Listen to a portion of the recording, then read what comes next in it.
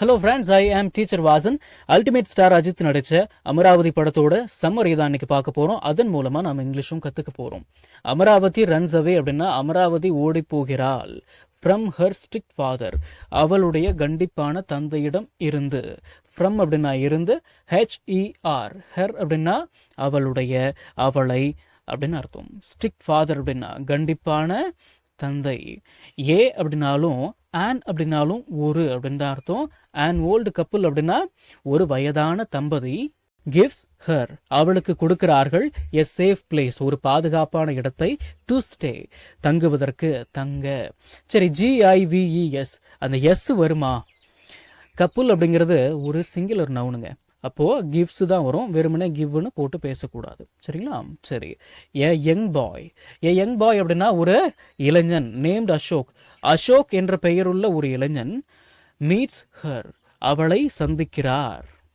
சரி, அப்புறம் Ashok likes her, அசோக்கிற்கு அவளை பிடிக்கிறது.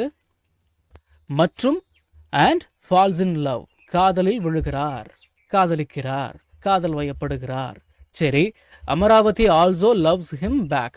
அமராவதி ஆல்சோ அப்படின்னா அமராவதி கூட லவ்ஸ் ஹிம், அவரை காதலிக்கிறாள். பேக், பேக் அப்படின்னா பின்னாடி அப்படின்னு அர்த்தத்துக்கு கூடாது, இங்க திரும்ப அப்படின்னு அர்த்தம். லவ்ஸ் ஹிம், லவ்ஸ் ஹிம் அப்படின்னு சேர்த்து தான் உச்சரிக்கணும். Amaravati also loves him back அப்படின்னா அமராவதியும் அவரை திரும்ப காதலிக்கிறாள். கம் பேக் அப்படின்னா என்ன அர்த்தம்? திரும்பி வா அப்படின்னு அர்த்தம். ஐ எம் பேக் அப்படின்னா நான் திரும்ப வந்துட்டேன் அப்படின்னு அர்த்தம். சரிங்களா? சரி, ஓகே. ஹர் ஃபாதர், அவளுடைய தந்தை, இஸ் அ போலீஸ் ஆஃபீஸர், ஒரு போலீஸ் அதிகாரி. அண்ட் மற்றும் ஹி சர்ச்சஸ் ஃபார் ஹர், அவர் அவளை தேடுகிறார்.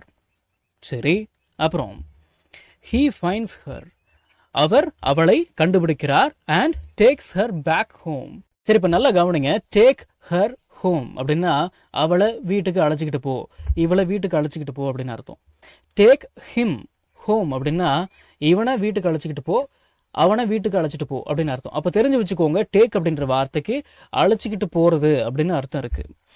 அவர் அவளை கண்டுபிடித்து மீண்டும் வீட்டிற்கு, திரும்ப வீட்டுக்கு அழைச்சிக்கிட்டு போறாரு.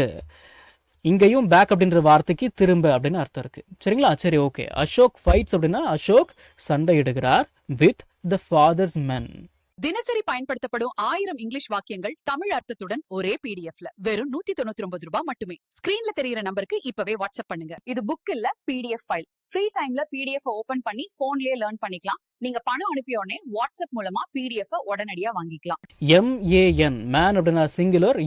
MEN, மென் அப்படின்னா ப்ளூரல். மேன் அப்படின்னா ஒரு ஆணை குறிக்கிறது, மென் அப்படின்னா பல ஆண்களை குறிக்கிறது. த ஃபாதர்ஸ் மென் அப்படின்னா அந்த தந்தையினுடைய ஆட்கள். வித், உடன். அசோக் ஃபைட்ஸ், அசோக் சண்டையிடுகிறார். டு சேவ் ஹர், அவளை காப்பாற்றுவதற்கு. ஆச்சுங்களா? அப்பாஸ்ட்ரஃபி எஸ் வந்துருச்சுன்னா அதுக்கு என்ன அர்த்தம்? உடைய அப்படின்னு அர்த்தம். த ஃபாதர்ஸ் அப்படின்னா அந்த தந்தையினுடைய, மென் ஆட்கள். ஆச்சுங்களா? சரி, ஓகே. சரி, இப்ப கவனிங்க. GET, கெட்டு, இதோட பாஸ்ட் தான் காட்டு. ஐ காட் ஹர்ட் அப்படின்னா எனக்கு அடிபட்டுருச்சு அப்படின்னு அர்த்தம். Ashok gets hurt in the head and loses his memory. Ashok gets hurt அப்படின்னா அசோக்கிற்கு அடிபடுகிறது, இன் த ஹெட் தலையில், அண்ட் லூசஸ் ஹிஸ் மெமரி மற்றும் அவருடைய நினைவாற்றலை இழக்கிறார். லூஸ் அப்படின்ற வார்த்தைக்கு இழப்பது அப்படின்னு அர்த்தம் இருக்கு, மனசுல வச்சுக்கோங்க. அசோக்கின் தலையில் அடிபட்டு அவருடைய நினைவாற்றல் போகிறது, இழக்கிறார். ஆச்சுங்களா? சரி, ஓகே. அடுத்தது Amaravathi takes good care of Ashok. சரி, இப்ப கவனிங்க. He takes good care of her அப்படின்னா அவன் அவளை நன்றாக பார்த்து கொள்கிறான், அவன் அவளை நன்றாக கவனித்துக் கொள்கிறான், அவன் அவளை நல்லா வச்சு பார்த்துக்கிறான் அப்படின்னு அர்த்தம். My husband takes good care of me அப்படின்னா என்னுடைய கணவன் என்னை நன்றாக பார்த்து கொள்கிறார், என்னை நன்றாக கவனித்துக் கொள்கிறார், என்னை கஷ்டப்படுறதே இல்லை. இந்த மாதிரிலாம் பேசுறதா இருந்ததுன்னா அந்த மாதிரி பேசிக்கலாம். சரிங்களா? அதே போல Amaravathi takes good care of Ashok அப்படின்னா அமராவதி அசோக்கை நன்றாக கவனித்துக் கொள்கிறாள் அப்படின்னு அர்த்தம். சரி, ஓகே. அடுத்தது ஹர் ட்ரூ லவ், அவளுடைய உண்மையான காதல். பிரிங்ஸ், கொண்டு வருகிறது. ஹிஸ் மெமரி பேக், அவருடைய நினைவாற்றலை திரும்ப. பேக் அப்படின்ற வார்த்தைக்கு மீண்டும், திரும்ப. அவளுடைய உண்மையான காதல் அவரது நினைவாற்றலை திரும்ப கொண்டு வருகிறது. சரி, ஃபைனலி இறுதியாக her father chase S.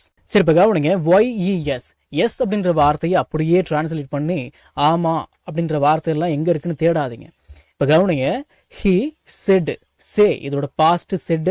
He said yes அப்படின்னா அவரு ஆமான்னு சொல்லிட்டாரு அப்படின்னு அர்த்தம். ஆனா தமிழ் அப்படிலாம் நீங்க அர்த்தம் எடுத்துக்க கூடாது. எப்படி அர்த்தம் எடுத்துக்கணும் அப்படின்னா ஹீ செட் எஸ் அப்படின்னா அவரு ஒத்துக்கிட்டாரு, அவரு சம்மதிச்சிட்டாரு அப்படின்னு அர்த்தம் எடுத்துக்கலாம்.